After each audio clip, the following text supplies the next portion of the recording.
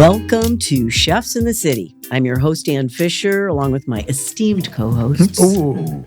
Today it's esteemed. Rich Terapak and Steve Stover. I could spend, quite a while describing why you're here and why you matter. But hey, guys. Hey, Good to be here, Ann. it's been a great ride. About 9 years ago, the beloved Worthington Inn restaurant closed after a 35-year run. The hotel rooms had been converted to condominiums in 2007, but other plans for the main floor restaurant and lower level bar never materialized. Those of us in Worthington have been on tenterhooks ever since. Last fall, a group of Worthington folks behind 1831 Ventures acquired the non-condo property part of it and have funded a match they found a match, I should say, with the folks who co-own Wolf's Ridge in downtown Columbus and Understory in North Columbus along the Olentangy River. And that includes Bob Szuter, who joins us today. Thank you. Welcome. Thank you. Happy to be here. Appreciate it. Were you Good to on have it you. when we were at WOSU? Were you on the show once? I think it was sometime around the pandemic, though. I don't remember going into the studio. Okay. I think we were going to be, but I feel like it was a Zoom call that time. We Yeah, did a lot of those. The pandemic series of shows, yes. And now this is sort of the post-pandemic series of shows, it feels like, because it affected everything. 100%. I don't think anything was more affected than the restaurant and the theater business, right? Yeah. So, because that's where people go and going out the hospitality business in general.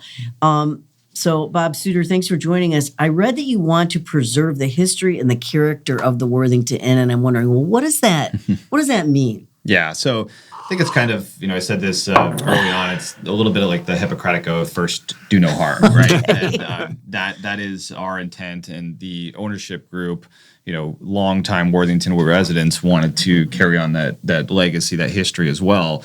That space has obviously been there in one form or another since 1831, and it is, it's been a number of things over the years. But I think most recently people know for what Kevin Shaw had done, in the 80s when he got in there and turned it into what we know as the Worthington Inn now, right, or have known. So we really don't want to, no one's going in there and knocking walls down and completely changing the space.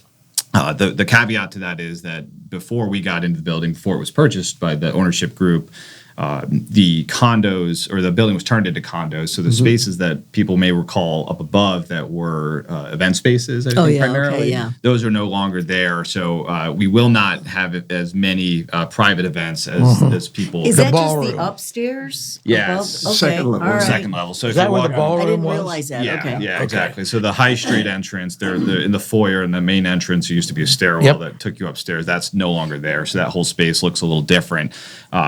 So there have been some changes that were done before. So I want to say that, and I'm going to say it as often as I can because we didn't do that. So if people are upset about it, Don't blame it was me. before our time, right? So we, that's a bit of a change that's already happened.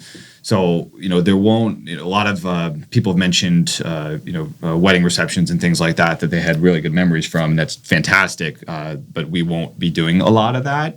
We will have a small space that we are going to probably close periodically, but it's going to be a balance for us because we don't want to alienate too much of the public by having some, less space for general dining traffic. So, Well, I'm telling people that I'm really excited about this move because we know that since you renovated the understory of a former school building in the Old North, that you are sensitive about doing a historic property. Yeah. There could have been somebody who goes in and tears Just the place gutted up. the whole place, But yeah. we know now that you have a respect for historic properties. yeah, thank you. And I should give credit to the Kelly brothers, Ben and Michael Kelly, who actually they're part of the purchasing group of the old open air school, which is where Understory's in. So they kind of did they set the stage for that, which was fantastic, and that allowed us to kind of come in and have a similarly aligned vision for how we saw that space being used. And that has been, a great space to operate. It's such a unique facility. If you recall, on opening night, my wife took you all around.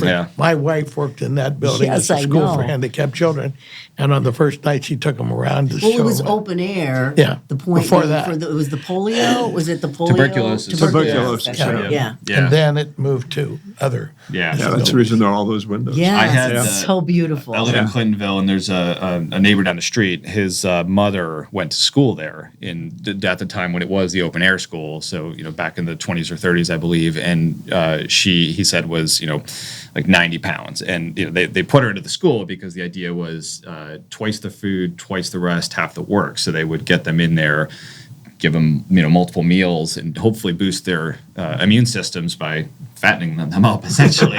But he said it didn't change her at all in terms of that, and she was. But yeah, it was interesting to have that connection. It's a really cool space, and that not to get off on the tangent there, okay. but that building they initially wanted to turn into apartments or condos, which the Clintonville Commission, Old North Commission, kind of pushed back and said, I think you need to review that, and they did, and turned it into what it is now. But Columbus obviously has had a struggle with tearing down kind of important historical landmarks. So for me, it's like that's a huge win for us to have that space. We drive by there all the time. I didn't even know it existed until. Yes. You do a lot of special events. We do, yeah. So fortunately, that's been a big part of our business, both downtown and at Understory, and upstairs at Understory. Pretty much the whole upstairs floor is dedicated to private events. With a balcony, outdoor balcony. Yeah, the terrace up there as well. I saw some umbrellas or something up there. Yep. Yeah, we do a lot of weddings, rehearsal dinners, showers, everything from celebrations of life to newborn babies and things like that. So. That's great. And the terrace. We Yeah. love. I think that's the Oh first my time you were goodness! there. Patio. Outdoor patio. The patio. Yeah. Beautiful. It's beautiful. And, I didn't even know it was there. That's what kills me. It's and we're in crummy weather right now. Can't wait. Right. to Yeah. work. This is Get out the there. time when that building doesn't look as pretty as we know it can. But once April hits, it's the rest of the year is fantastic. two things I can't wait to have back are the front porch and the outdoor dining at the Worthington Inn, and then the bar. Yes. You notice that was in capital letters. She sounded awfully excited. Bartender, and swirl your finger in the air. Yes. Is the bar still there? The physical bar. The bar is still there, yes, and the bar will remain the physical bar there. That room is changing a little bit just in terms of the structure of the tables and how we have it laid out. But the bar is still there and will remain. Still woody. Yes, there are lots of wood. There'll actually be more wood that we're introducing to the space, so you'll see even more than you might remember, which we're excited about. And I think that the design that's being done in interior design by the Flat Black Commercial Visuals has been fantastic. They worked with us on Understory as well. That space is going to be even more interesting, I think, by what we're adding to it and really not taking away. Will there be any entertainment? So live music is something that we have heard was a big draw from people before. We do want to bring it back. The caveat is we're not sure where it's going to fit in, whether it's upstairs or downstairs. So the working plan right now is to evaluate that downstairs in the bar. What is What the was that called? It downstairs? was called the Seven Stars or something. I can't remember what they called No, that bar I down think there. Light of Seven Matchsticks. Light of Seven Matchsticks. That was the one down at Natalie's, but it's similar. Okay. Similar. There's a downstairs area. Yeah. Exactly. So the entrance off of New England will give you access to that space, and we're actually gaining a little bit of space down there. We pushed the bar back in the basement, so that's a little bit of a larger room. But it's going to be softer in terms of seating and the acoustics, so we feel like that'll be a better space for it. Whereas the upstairs bar is pretty long and hard surfaces. Bad. Well, you're either Right. sitting right next to the music, or you're Yeah, so, exactly. So we want to give a lot of dining space because we want to open this up. We feel like there's going to be a lot of people that are going to want to come there, so we want to make sure that we provide space for them. and that's where that upstairs bar is shifting a little bit in terms of the seating to allow for more diners, but still in a comfortable bar space. So if you want to come in and just grab a martini and a small plate or something, that is absolutely. He knows. He's reading my mind right now. Freaky. You got us now. Yeah. We're the happy hour, Right. small plate Yeah, folks. good happy hour will go a long way with us. Yeah, exactly. Then the cozy, warm dining room, carpeted up in the front with a little fireplace. How will that look? So our intent is to turn. So there's 2 dining rooms that both have fireplaces. The 2 rooms, I guess, in the front. So the one in the northeast corner, which is actually the original structure, the original building that was built there as the house. That is the Got it. Northeast. What we're Where the looking- porch is. Yep, exactly. Okay. So it's off the porch, off the foyer.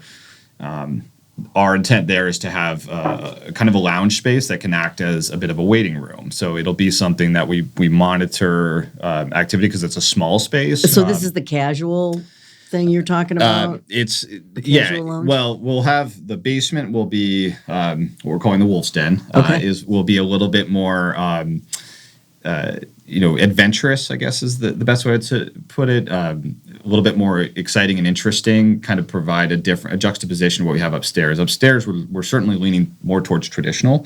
So what I mean by that is not, really formal fine dining. We want this to be an accessible space for the residents of Worthington. So they might, parents bringing in, smaller children that they want to enjoy this atmosphere. We want to be welcoming to that. So we're not trying to hit a very high-end, experience in terms of what you might think is formal The dining. linen tablecloth Well, stuff. yeah, we might have those, but it's just about, Okay. kind of providing that experience for people. Because we want, like, if we've seen anything, it's people like, yeah, I celebrated this there, I celebrated that Yeah. there, and we want to provide that space where they can celebrate it, but maybe the bar room is more casual. It's like, Right. hey, I just want to grab dinner on a Friday night with my family, something easy, perfect. We know where to put you, and we can do that. If you want something a little bit more, we want to provide that. We're not trying to be everything to everybody, but we are, kind of narrowed it down to really being something that's, comfortable from an experience, and that being focused on hospitality. So really making sure that whatever you're there for, we show up the right way for you from a hospitality perspective. Are you still going to have 2 kitchens? I'm sorry. No, I was just saying good planning. Yeah. It's the Yes. comfort issue that everybody was Sometimes. losing. I mean, Yeah. and Yeah. and really anxious to get that back. Yeah, exactly. I'm glad you're not doing a wild makeover. No. No. Not major. We're so focused on providing, especially from seating, like making sure that it's a comfortable space. So like Yeah. you're able to sit there and really enjoy yourself and not feel, like you have to get up and leave. And a familiar enough menu. Yeah. Again, you're not aiming for. We want it to, we really want the ingredients, to really shine. We want the dishes to be simple enough, not, like when we opened downtown, it was really more focused on a little bit more avant-garde experience Yeah. in the dining Yeah. room. And which is fun. Yeah, and that has its place. It's definitely something that I think has been pushed out a little bit as diners have kind of gone back to like, hey, I Yeah. just want something and I want it done right and well every time. So we're absolutely Less edgy. yeah, exactly. And we're focused on a consistency and kind of cleaning things up that way. So Chris Ludwig is our chef downtown is coming up to start that up Oh, for us. okay. So he, okay. we have hired a new chef downtown. So they've already started that process, and Okay. his focus is really on really prioritizing the ingredients and the process. So he's kind of a more traditional cook that way, chef. So that's the intent from the food perspective is really to. So you can have fried chicken if you want. Could, yeah, exactly. Okay. But it done, making sure that like we give those accompanying ingredients or whatever's on that plate their due and providing something exciting and interesting, but not going so far into where it feels Right. theatrical. Right. You don't want to be kitchens? precious. There are 2 kitchens. There's going to be 2 kitchens. Yeah, so there's the basement is kind of more of a prep, almost like a set up like a bakery, a large butcher block table there. We can do lots of breads and things like that. Okay. So we plan is to get a pastry chef in there and do a lot more Great. in-house from that perspective. And upstairs, it's well set up to do pretty decent volume. So the kitchen space is What will it seat? So it's about 120 upstairs, including the patio seating, and then about another 30 or 40 in the basement space. How many indoors upstairs? It's about a little over 100. Yeah, I'd say 110, 140-ish overall upstairs. Yeah, it's probably good. Lunch, dinner. Yes. Yeah, lunch, dinner. They're going 7 to days a jump week. right in at the beginning, huh? We are. Yeah, we're really trying to get ahead of this in terms of being prepared. You with think there's going to be that demand is going to be there, and you don't want to have people walking away. I think so. Yeah. It feels that way. When we were looking at the space last year, we kind of started looking at it, I believe, in April, and we have multiple visits there throughout the summer, and we saw a lot of activity. And Joya's being right next door. They obviously they have a line at the door almost every day. Yes. And it's a different experience. So I'm not great. sure it's it's not going to be apples to apples there. They've got a great kind of more quick service model there. So we will look to provide something that's a little bit different and more focused on seated. But that patio, especially in the summertime, I think will be a big draw. So yeah, we're trying to hit the ground running with lunch and dinner for sure. Well, let's go back to Wolf's Ridge. Sure. What's happening there? So downtown, we reopened lunch in December, which we're really excited about. So we've got Been good response? yeah, it's been great. We tried it after the pandemic for a little while in 21, I think, and it wasn't the time. We still weren't seeing that traffic down there. But over the past year or so, we've seen that significantly increase, and it's more regular. So we decided, hey, let's give this a shot because it was a pretty big part of our business in 2019, and we're starting to see a little bit of that activity. But being candid, we had to kind of fix some things on our side before we did that. So we spent a lot of the last year really focusing on the experience there. We have a new management team that's done fantastic for us, and we're seeing improvement from a service perspective, both in our tap room and in the dining room up front. So. We're really excited about that space. It's been 12 and a half years now that we've been down there. Believe, So, but But I know. it's good that you're open for lunch because a lot of places aren't. Yeah, we were seeing that too, right? It's hard to take. We have a lunch bunch that goes out, and it's really hard to find a bunch of new spaces. places. Yeah. Well, right now we've got a lot of space, and it's there's a lot of opportunity there for us. So it's been really good. We actually added a pizza kitchen as well down there within the last month. No, that was after we got there. I think a pizza show is coming up. I feel it. It was we had done these during the pandemic on a very small scale, and they were really well received. So we wanted to see what we could do there because as we continue to evaluate what the experience looks like and what diners are looking for, we want to adjust and adapt to that, right? So we saw an opportunity specifically within the tap room to just augment what we're providing. So you can still get a burger and a salad and things like that. But if you want to just have a pizza with some friends or family, Pizza and beer. yeah, it's always a good combination. Always has been. It's like, hey, if we can do this, and we've shifted a lot of our brewery production to our facility on the west side of Columbus. So we don't. I mean, there's 17,000 square feet in that space downtown. So we don't need all of that for brewery production anymore. So we've started to kind of take some of that back. And that was the pizza kitchen idea. It's like, hey, if we can do this. And any days you're closed? Are you doing the Mondays and stuff? Closed Mondays right now, still, both at Understory and downtown. So that's where Worthington will be different. We'll be open 7 days a week. I mean, are we getting retrained though? I used to like to go out on a Monday or Tuesday because it wasn't crowded. You could get a nice, and have the same kind of experience. You can't do that anymore. I mean, Mondays are basically shot for a night out. It's staffing. I know it sounds. I know it's. But I'm wondering about people like getting trained now. It's interesting. I'm still not trained. I still like, hey, let's go. It's you got closed. a few things you can do. Yeah, you've got the new training staff. You said the people downtown are doing a good job. Yeah. One of the things, I think it's Cameron that always sends some of the already trained people to the new establishment to train the people that bring in there, and then they can go back to their others. That helps. And Abishar has people going back and forth between Agni and Joyous. Are you envisioning? We do a little bit of that. It helps out people who need more flexibility in their schedule and stuff. Yeah. We're one company, so it does, allows for that the way we do things. We've generally seen, at least with downtown and Understory, the services and the experience are pretty different. So the training looks very different. Yeah. For us, it's really getting everybody on the same expectation for hospitality. Yeah. And that's where we have room to improve. So our plan is to develop a new staff with that model at Worthington, but and giving the managers downtown at Understory their opportunity to do that as well. But we are setting better expectations across the staff to make that easier to kind of interchange. But the 3 spaces and generally the food are very different. Yeah, exactly. Yeah. They are, and that's we try to give autonomy to the team. We want them to feel empowered to come up with how they would do things and provide their experience at each location.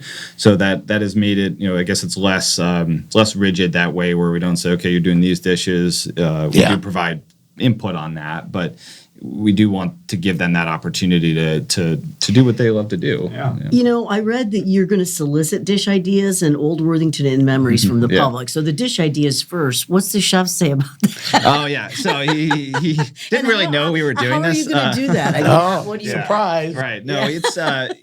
I'm not saying that we'll take everything or even anything. You don't have to take anything. Right. Yeah. It was more so just, hey, I wonder if there's 1 or 2 things that we see recurring that have come up, and what can we do? And it's not going to look the same. I can't remember. And we don't want to recreate. I don't think anybody's going to win if we try to do what was done before, because it's always going to feel different. And taste different. Exactly. Right. Yeah. So we're going to take that as inspiration and say, okay, I've heard a banana cream dessert was a pretty popular one. So is there something around that we could do to do it? Good to bring back. Do it our way. That's the intent there. Oh, price point. You said you want to.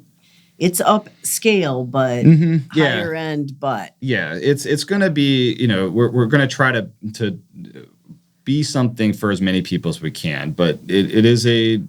For the staffing that we expect, the quality of ingredients that we put in, our food costs are generally much higher than most restaurants. We do prioritize really higher quality ingredients. So that is reflected in the price, and it just has to be. It's in economics of it. So, we are trying to not be alienating, the whole of Worthington or, Central Ohio, but it's not. It's not going to be a cheap place to eat. Well, neither. Well, you don't need a $35 smash burger anyway. Yeah, right. Neither Wolf Ridge nor Understory. I think that was relatively moderate. Experience. Yeah, we try. Again, it's we're always conscious of what it is. How things are getting priced, and we, frankly, my dad and I own this, and we don't make a lot of money. These margins are really tight, and they have been over the years. And that's the reason you got to keep that bar going. Right. We're trying to grow it, and scale it that way, which will allow us for more opportunity. But it's we're always looking at pricing and just making sure that what we're providing is consistent with that. And that is not just what goes into the dish itself. It's everything around there from the experience, and what that hospitality looks like. And so, this space is not super cheap. So, that's it's important for us to make sure we cover all those things. And back to Worthington again, does the historic nature of the property affect very much at this point what you can do with it, or has most of those kinds of changes been made? Yeah, most of it has been. Some of the work, the infrastructure work, like we're putting in some new electric and things like that because it just needed updated. There's some plumbing that needs to be reworked. The bathrooms, I don't know where they were before, but where they are now, that needed to be kind of reframed. They're down in the basement. Were they? I can't remember now. But the building's almost 200 years old. Right, exactly. So, and built in 1831. Yeah, only 6 years to your anniversary. Right, big celebration.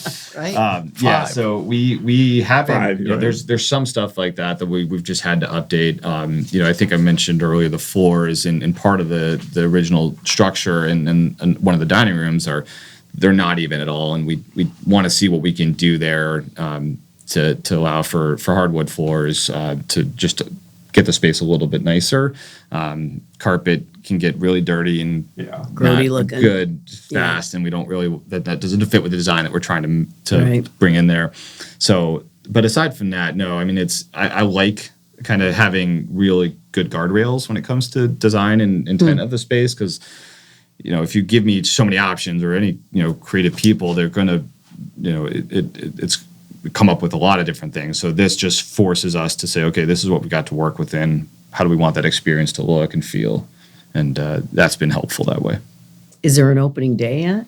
There's not.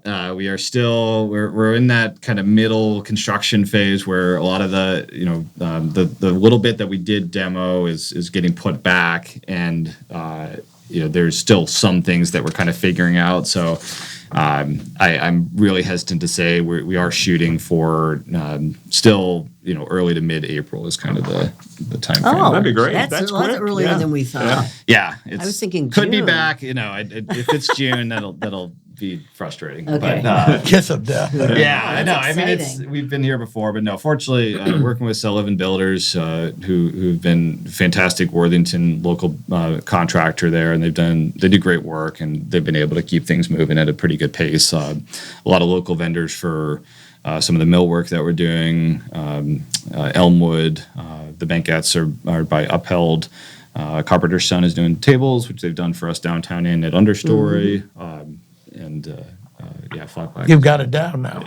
Yeah, it's we Third got time's really the charm. good relationships. I mean, I love working with people, as local as we can, and establishing those relationships. I mean, that for us is such a key to what we do. Having a similar vision. Yeah, and just having established really good relationships. Like, we've always looked at our vendors as our partners. Like there are going to be times when we need to rely on them. They need to push on us. Like it's symbiotic that way, and we've always tried to treat them well, and they treat us well, and we take care of each other.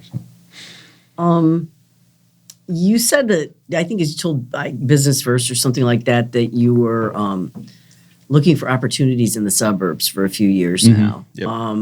Could you talk about how that fits into your larger strategy, that 30,000 Yeah, so foot view? we noticed it, I think, in 2019 as the bridge parks of the world, if you will, started to pop up, and you saw that, now that there's a Pins there, people weren't staying downtown at that Pins, and they were just going straight out to Dublin, or they weren't coming down on the weekends. And a huge part of our demographic, I think, started to shift further and further out. There's probably other reasons behind that, but it is what it is. We just weren't seeing as much traffic downtown. So Understory was our first, kind of push outside of that area and say, okay, what does this look like in more of a neighborhood setting? Old North. Yeah, Old North. And that's been tremendously successful. I think it draws a lot from Clintonville, from Worthington, from Upper Arlington, other areas of Columbus, So we saw that and said, okay, I think we're seeing more and more of our demographics stay, and just diners in general, they don't want to go far to eat. If they are going out to eat, it's like, I'm not driving, And it's directly on our route to the Ohio State basketball. Yeah, exactly. You drive by right? there the parking lot's full. Being on the trail too, I love it. Yeah. You see so many people biking, walking, riding, coming. Do they stop? Yeah. Okay. Yeah, they come up. There's not a great way to get your bike up there, unfortunately. We got to get with city and metro Elevator. parks to do that. But it's a great space. But anyways, we were seeing that shift, and so we would kind of looked at opportunities. We looked at stuff in Powell. We looked at stuff in kind of Polaris area and things like that. Even Dublin, which my You can parents come east live. a little bit. You can go to Westerville and Gahanna. Yeah, exactly. A lot of stuff going on. How There big is, do you yeah. guys want to get? Well, do you wanna yeah, be a we don't do it Cameron too fast. Mitchell, or- It's dangerous. to do No, it too exactly. fast. I think we, my dad and I mean, we're heavily involved in it, and I'm trying to get him to be able to step away. So there's scale that helps allow for that.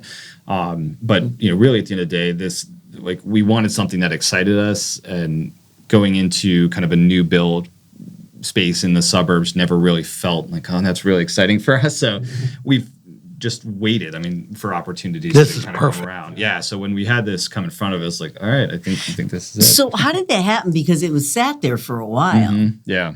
So my understanding is Kevin Shout, very good steward of that building, really wanted to make sure it fell into the right hands. Okay. He wanted it to be accretive to the community and be something that community of Worthington was excited about. So I don't think, a Starbucks was ever on his mind in terms of, doing that. I know he, from hearing conversations, he could have sold it to an outside, out-of-state investor and gotten a lot more than he probably got, which would have been something that wasn't what he felt good for the community. So Kat DePizzo and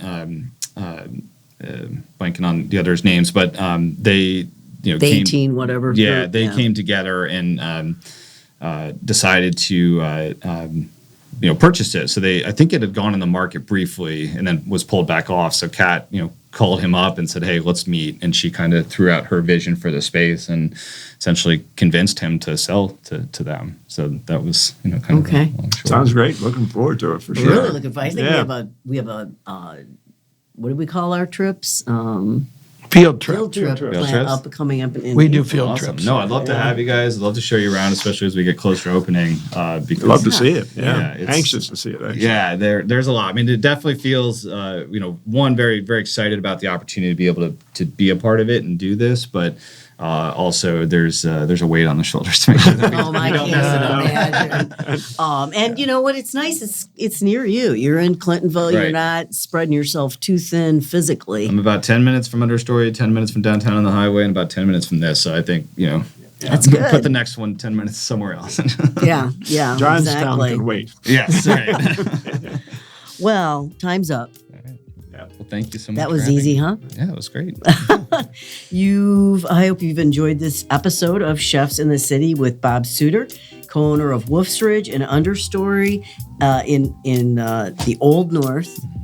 Wolfsridge downtown on 4th, and the upcoming new Worthington Inn restaurant, which we're hoping will open sometime in April. Yes. Okay, well, Bob, thanks. Really Thank you. appreciate it. Appreciate it. Thank you for Great having me. having you here. And remember, a meal is best shared. So you can find us on YouTube or wherever you get your podcast. For me and my co-hosts, Rich Terapak and Steve Stover, thank you for watching. Take care.